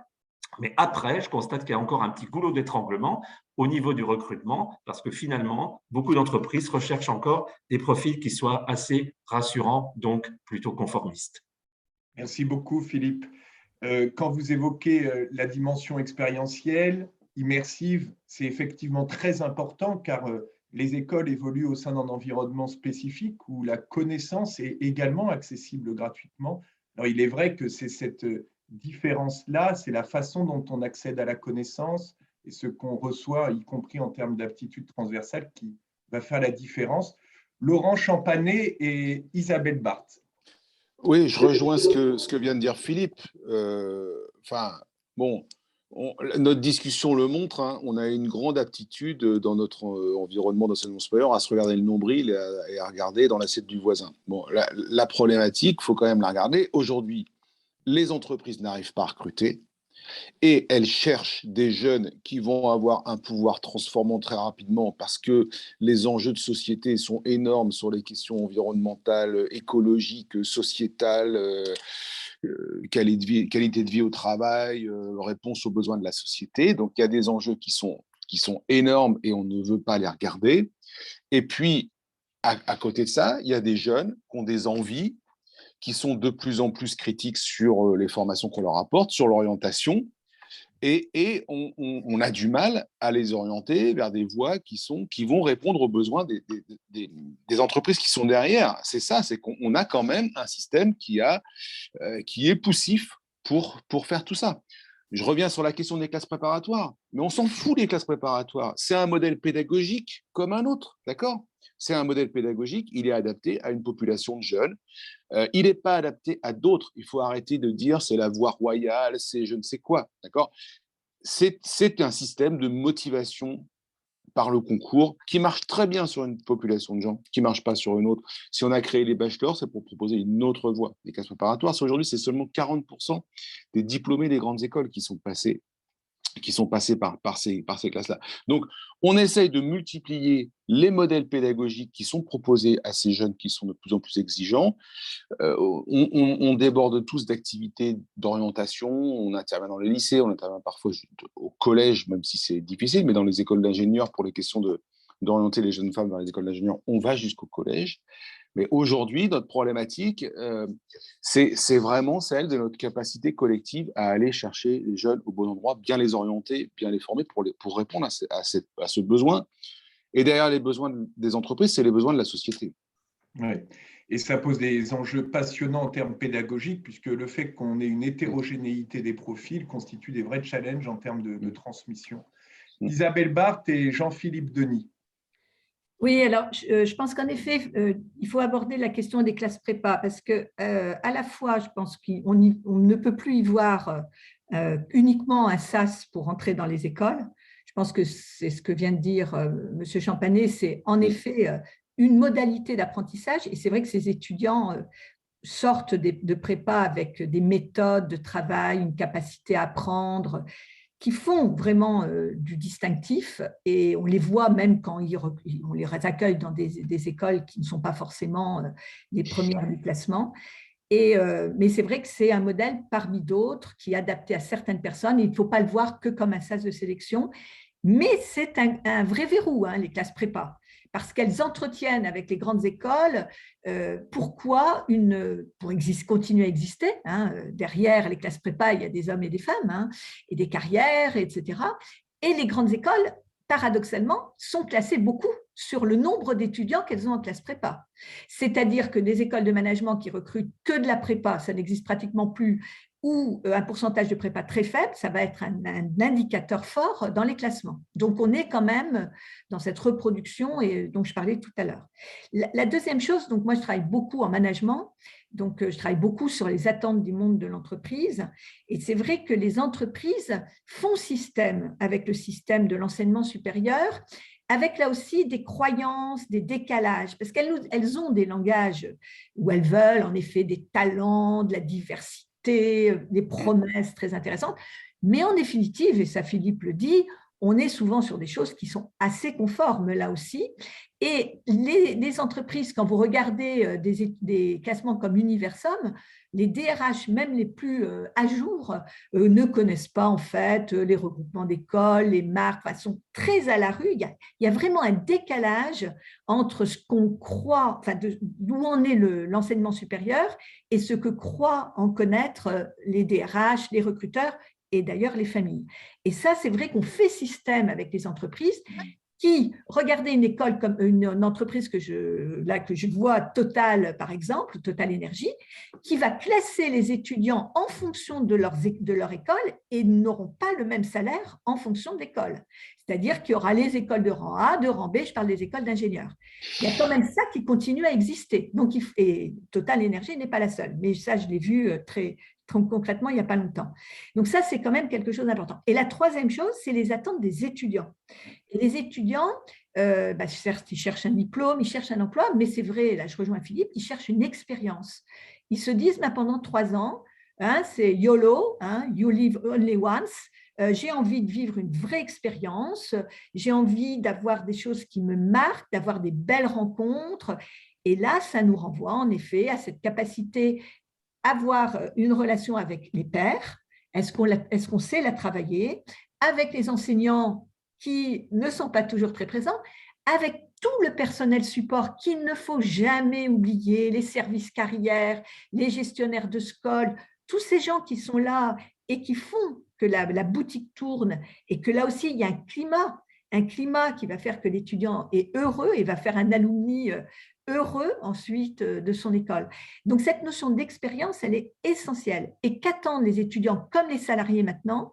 C'est du développement personnel, du développement de soi et ce qu'on appelle, moi je travaille beaucoup là-dessus, j'ai fait un chapitre dans ton ouvrage, Romain, les soft skills, c'est-à-dire être capable de développer des compétences relationnelles et personnelles que malheureusement le système éducatif, parce qu'il faut parler de la chaîne éducative, ne leur a pas donné en primaire, au collège, au lycée. Et on se retrouve avec une disjonction entre ce que les étudiants, ce qu'on attend des étudiants comme futurs professionnels et ce qu'ils ont appris pendant tout le long de la chaîne éducative. On pourrait par exemple simplement parler de l'oral. Est-ce qu'on apprend à socialiser, à débattre dans le système éducatif français? Non. les écoles sont là pour justement leur réapprendre à parler, leur réapprendre à questionner, leur apprendre l'essence de la controverse. C'est un exemple parmi d'autres. Bien sûr. Donc voilà, c'est aussi ça qui sont des attentes de plus en plus fortes. Et au sujet des soft skills, c'est une responsabilité au sens où ce sont des compétences qui vont expirer beaucoup moins vite, beaucoup moins tôt par rapport aux compétences techniques. Et effectivement, dans un environnement en grande mutation, c'est une responsabilité pour les écoles pour garantir à nos étudiants non seulement l'employabilité, mais l'ascension professionnelle. C'est un capital personnel, en effet, transférable et beaucoup moins périssable que les hard skills. Absolument. Alors, vous évoquiez le conformisme des entreprises. On pourrait aussi, et ce qui traduit la spécificité de l'environnement de l'enseignement supérieur, il y a aussi un certain conformisme de la demande qui réduit parfois l'aptitude des écoles à faire des virages audacieux ou de véritables pivots. Jean-Philippe Denis, vous souhaitiez intervenir? Oui, je souhaitais intervenir sur 2-3 points.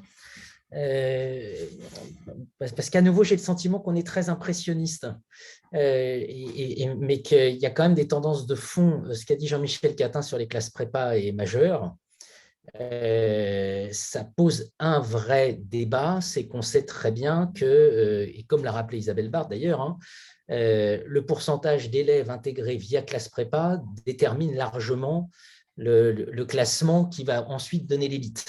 Voilà. Ça pose une vraie question sur les bachelors. Ça pose, Romain, j'ai noté le point sur faire un bachelor d'une très grande école versus un programme grande école d'une école plus modeste. Bon, pour moi, on tourne autour du même sujet. Les très grandes écoles ont eu besoin massivement de financer cette course à l'international et à l'excellence. Pour ça, il a fallu augmenter les effectifs. Vous m'entendez bien là? Absolument, Jean-Philippe. Mon réseau se fige. Non, on t'entend bien. Il a fallu augmenter les effectifs. C'est quand même pas anodin quand l'école polytechnique crée un bachelor. C'est pas anodin. Ça pose toute la question dans ce modèle-là des écoles du milieu et du bas de tableau qui se trouvent d'un côté devoir poursuivre la course à l'excellence pour ne pas quitter leur statut de grande école, et de l'autre côté, recruter de manière de plus en plus modeste, entre guillemets, c'est-à-dire hors classe prépa, au niveau de leurs effectifs. Je pense que c'est un vrai sujet et que les vraies questions stratégiques se posent en des termes très différents selon qu'on est en haut, ou selon qu'on est au milieu, ou selon qu'on est en bas. Ça, c'est le premier point. Le deuxième point, je trouve insupportable que finalement, les entreprises, un peu à nouveau, comme l'a dit Jean-Michel Catin, ou comme ça a été dit par Philippe Jamet, restent aussi conformistes dans leur mode de recrutement. On vient de supprimer l'ENA. Je reviens sur le titre de ce webinaire. Faut-il supprimer les grandes écoles? Ça a beaucoup surpris que finalement, la réponse à la crise des Gilets jaunes soit la suppression de l'ENA.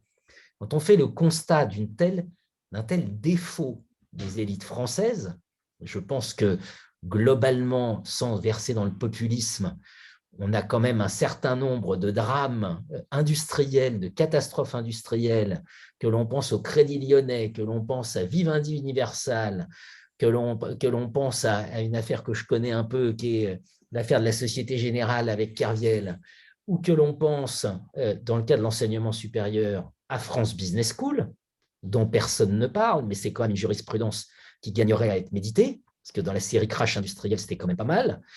Il y a quand même matière à se poser la question de la valeur de l'enseignement dans ces écoles et de savoir si, y compris dans les plus hautes, l'enseignement est à niveau. Ma réponse est claire, c'est non. Et pourquoi c'est non? Parce que précisément, la recherche ou la manière dont on mobilise la recherche n'est qu'une vitrine qui alimente des classements, mais qui n'alimente absolument pas les enseignements, etc., ou très modestement. On peut s'interroger sur le sens même de cette recherche. D'aucuns parlent de bulle académique. Voilà, j'aime bien l'idée de cette forme de crise des subprimes du monde académique, puisqu'il y a des articles que personne ne lit, comme les maisons que personne n'habite. Voilà. Donc, on est un peu dans cette logique-là. Et je trouve que là, il y a une responsabilité des établissements, de leurs corps professoraux, etc., à sortir d'une relation très, on va dire, les attentes des entreprises. Alors, quelles sont les attentes des entreprises? Des zones d'éducation prioritaires en recherche. Et là, et j'en termine sur ce point, et là, je trouve très amusant qu'on pose toujours la question de la diversité du public accueilli dans les établissements. On ne pose jamais la question de la diversité du corps enseignant. Jamais. Jamais. Et je trouve très intéressant qu'on soit toujours dans une logique vis-à-vis de cette diversité où il faudrait que les autres deviennent comme nous, et on se pose beaucoup moins la question de ce qu'on aurait à apprendre des autres. Et ça, je trouve ça très intéressant.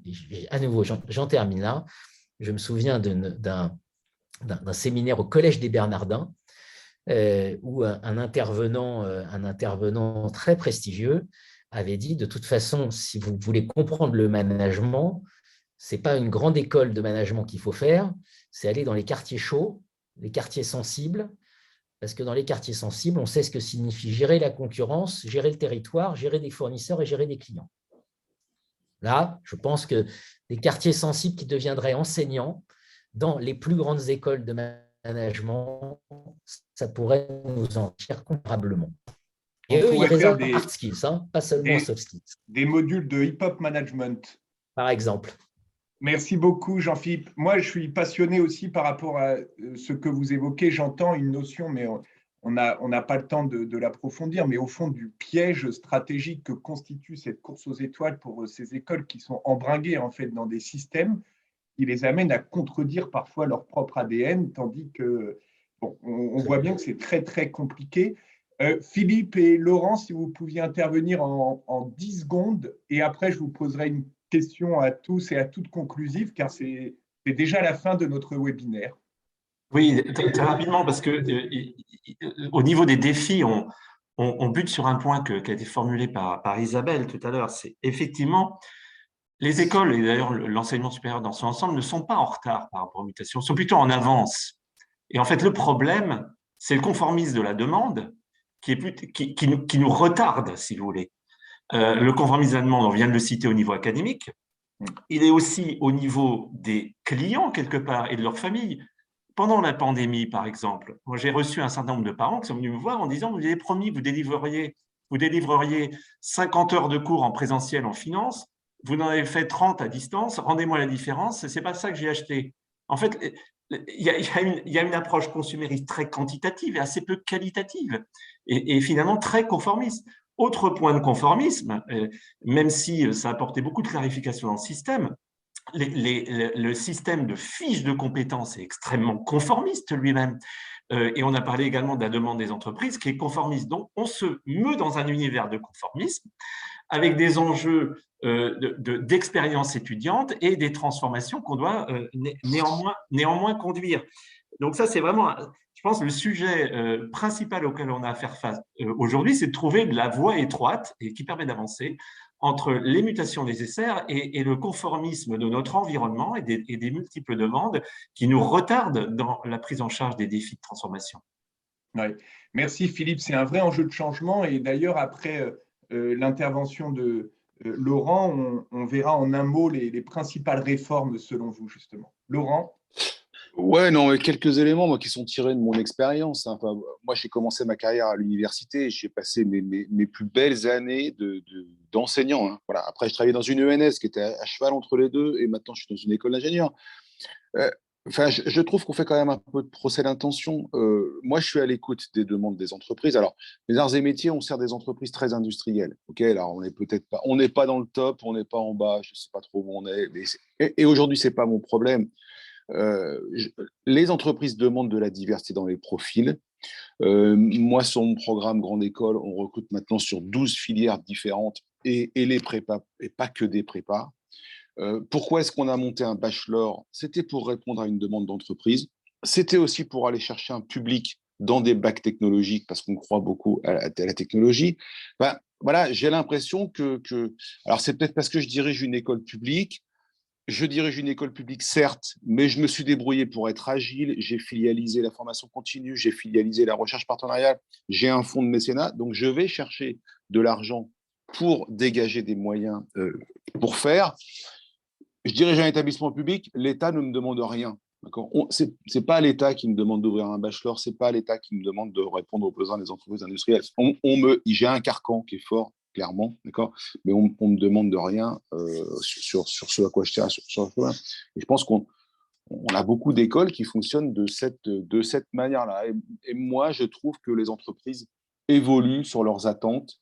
Elles passent de plus en plus de temps à étudier les profils des jeunes qui recrutent et elles cherchent de la diversité dans leur parcours et dans leur profil. Merci Laurent. À présent, je vais vous proposer l'exercice le plus frustrant du monde puisqu'il est 26 et qu'on termine à 30. C'est si chacun pouvait indiquer en un mot de façon conclusive, puisqu'on voit bien, d'abord c'est tout à fait frustrant, il y a chacun des éléments qui pourraient faire l'objet d'un séminaire complet. D'après vous, d'un mot, au même titre qu'on a évoqué les principales mutations en introduction, d'après vous, la principale réforme, sans dire comment, naturellement, puisqu'on n'a pas le temps, mais d'après vous, s'il y avait une réforme à mener pour garantir la pérennité, le succès stratégique, j'allais dire, de ces institutions à l'avenir, ce serait quoi? Isabelle Bath, je reprends par ordre alphabétique, donc, la réforme, d'après vous, la plus importante au regard de ce qu'on a évoqué en matière de mutation, de défis, s'il y avait une réforme à mener pour ces acteurs, ce serait laquelle? On parle de quoi? La réforme dans les grandes écoles? Oui, à mener, voilà, c'est ça, au regard des enjeux que l'on a évoqués. Si on parle de changement, donc d'action à mener, la réforme, ce serait laquelle, d'après vous, Isabelle? La plus importante, à vos yeux? Alors, moi, c'est ce que j'ai tenté de faire 2 fois, c'est une réforme sur le projet pédagogique avec une articulation à la recherche qui n'existe pas actuellement, puisqu'il y a une schizophrénie des enseignants-chercheurs par rapport aux enseignements, des nouvelles modalités de pédagogie en termes figital, comme j'évoquais, et des nouveaux contenus que j'orienterai beaucoup plus justement sur les soft skills. Vraiment, c'est en un mot, sachant que je voudrais quand même dire que les écoles d'ingénieurs et les écoles de management n'ont pas du tout les mêmes problématiques. Pas du tout, hein, en termes d'insertion, de projet. Il faut quand même le dire aussi. Et les ministères de tutelle ne sont pas non plus les mêmes en fonction des écoles. Ce n'est pas la même chose de dépendre de l'agriculture, de la culture pour certaines et du MESRI. Hein, il faut quand même le dire. Donc voilà, s'il faut un mot, ça serait pédagogie au sens, comme le disait du mot grec, quoi, l'accompagnement. Bien sûr. Et trouver donc un moyen pour remédier à ce découplage croissant entre recherche et académie. Effectivement, le meilleur chercheur dans un domaine n'est pas… Moi, je suis un chercheur en société, en action. D'ailleurs, il y a un label maintenant qui s'appelle Science avec et pour la société. Et c'est vrai que je pense que c'est ça aussi qu'il faut qu'on voit. C'est à quoi sert cette connaissance. Voilà, elle sert pour moi, elle est en action à faire bouger les lignes de la société de façon très concrète, réduire l'absentéisme, créer un vaccin, et de façon beaucoup plus sur le long terme, du décryptage. Et là aussi, il y a une diversité. Merci Isabelle. Je suis désolé, je dois… Non, bien sûr. Bien sûr, vraiment frustrant. C'est Jean-Michel Catin, en un mot, d'après vous, la réforme principale que devrait mener une grande école, c'est laquelle? Alors moi, je n'ai pas le point de vue le plus qualifié sur ça, mais je dirais pour le système, je crois qu'il y a 3 mots d'ordre. Stabilisation, débureaucratisation et transparence. Et je pense que la transparence, elle doit s'appliquer aux universités, mais elle doit s'appliquer aux grandes écoles, notamment, je pense, sur les frais d'inscription qui explosent. Je pense les écoles de management. À quoi servent ces droits d'inscription? Je pense que le public, et c'est dans une logique de développement des droits, on est malheureusement dans ce système, les consommateurs doivent savoir, par exemple, les dépenses de marketing, de communication. Je suis frappé par l'explosion, non pas des palmarès, mais des suppléments qui engloutissent des budgets visiblement pas sains. Je pense que la transparence est, pour ces écoles, un impératif pour la société, mais ça va être aussi un impératif pour ces écoles, On a vu avec quelques scandales qui se sont passés, notamment à Lyon, relayés par les médias. Ce sont des signaux faibles, mais je crois que les gens, peut-être pas dans la caricature que pointait Philippe, sur je veux mes heures, etc., mais les familles qui payent très cher vont vouloir avoir des explications sur où va leur investissement. Maintenant, je ne suis pas un spécialiste, je suis modeste là-dessus, hein, mais je dis simplement les 3 points, stabilisation, débureaucratisation et transparence. C'est très clair. Merci Jean-Michel. Laurent? Pour moi, le principal frein, c'est la question des enseignants, des enseignants-chercheurs. Donc, pour moi, il y a vraiment un besoin de revalorisation de ce statut dans la société pour créer des vocations et pour avoir des gens qui soient en capacité d'accompagner des jeunes jusqu'à la réussite. Merci Laurent. Donc un enjeu RH pour faire monter des compétences, des talents. Jean-Philippe, une réforme. Alors, une réforme que je vais décliner sur 3 dimensions. Arnaque, vas-y. On ne peut pas s'installer médecin si on n'est pas docteur en médecine. On ne peut pas s'installer, enfin voilà, on a tout un tas de professions réglementées. Le management, puisque c'est ce qui me concerne le plus directement, tout le monde peut être manager. Donc, à quand une vraie reconnaissance du titre de docteur en management, notamment quand on pilote des très grandes entreprises, ce qui signifie qu'on a été formé à la recherche. Deuxième dimension, l'Afrique. Je pense que c'est un des grands sujets d'avenir. On n'a pas eu le temps d'en parler, mais Isabelle a évoqué la régionalisation. Pourquoi j'en fais un point majeur? Parce que ça pose en sous-jacent, et ça prend à revers les mutations précédentes, la question de la francophonie. Donc, si j'ai une proposition, elle est assez simple, elle a fait l'objet d'un article dans Le Monde, il y a près de 600 signataires, des revues de langue française en rang 1, classées en rang 1, pour défendre cet actif majeur qu'est la langue française. Donc, pour une recherche française en sciences du management. Francophone. Francophone, pardon. Merci Jean-Philippe. Et Philippe, enfin, le dernier mot pour vous, la réforme du 21e siècle. Alors, en France, ouais. Je pense que le supérieur français meurt, ou à tout le moins souffre, d'un excès d'encadrement administratif, par ailleurs dépourvu de vision stratégique. Il n'y a jamais eu moins de stratégie depuis que l'État se dit stratège. Donc, à mon sens, la chose sur laquelle il faut vraiment travailler, c'est de réinstaller un triptyque fait de liberté, de responsabilité, et j'entends la vraie responsabilité, pas celle qui est codifiée par la loi et qui est en fait une irresponsabilité codifiée, et puis la confiance. C'est un problème général dans la société française. On n'a pas confiance dans les acteurs, on n'a pas confiance dans les citoyens, on n'a pas confiance dans les corps intermédiaires, et parfois même, nous, on n'a pas confiance dans nos étudiants. Donc, si on arrive à s'obliger, parce que c'est une contrainte dans notre mentalité nationale, à se dire, il faut vraiment qu'on soit libre, qu'on expérimente, qu'on soit responsable et qu'on soit en confiance, je dis, tout le reste viendra par surplus et de manière naturelle. Mais je ne travaillerai pas au reste si je ne peux pas travailler dans un environnement de liberté, de responsabilité et de confiance. Merci Philippe, c'est un beau programme inspirant. D'abord, je tiens à m'excuser parce que la règle fait que chacun n'a pas pu s'exprimer peut-être comme il l'aurait voulu. En tout cas, je vous remercie une fois encore pour votre présence. J'ai trouvé que c'était absolument passionnant. Ce webinaire a été organisé par Management et Data Science et au même titre que l'ouvrage que nous avions publié, il a le souci de réunir des individus brillants issus d'environnements assez hétérogènes pour traiter une question. Et j'ai trouvé que c'était très riche que nous ayons à la fois des universitaires, à la fois des directeurs d'école, à la fois un président de la CGE. Et j'ai trouvé que vos regards croisés étaient quelque chose qui, sans qu'on ait le souci au fond de converger systématiquement, a permis de fournir un panorama très éclairant, intéressant, pour analyser un secteur qui, il faut le reconnaître, est quand même extrêmement complexe, très intéressant et qui pose de nombreuses questions. Moi, j'appelle aussi de mes voeux que ce terrain-là des écoles et disons de l'enseignement supérieur en général devienne aussi une préoccupation des chercheurs, puisqu'il me semble qu'il y aurait de très nombreux travaux scientifiques à réaliser. Il y a des vrais enjeux stratégiques passionnants. vous remercie infiniment. Je vous prie de m'excuser pour ce léger retard. Merci aussi à toutes et tous ceux qui ont été présents. On est très heureux. Donc, au plus grand moment là, de notre événement, je crois que nous étions 65. C'est génial. Bon, je suis très, très content. Un grand merci encore à tous et à toutes. Je vous souhaite une très belle journée. Et puis, l'enregistrement sera disponible sur la plateforme Management et Data Science pour ceux et celles qui voudraient le revoir ou le diffuser. Très belle journée.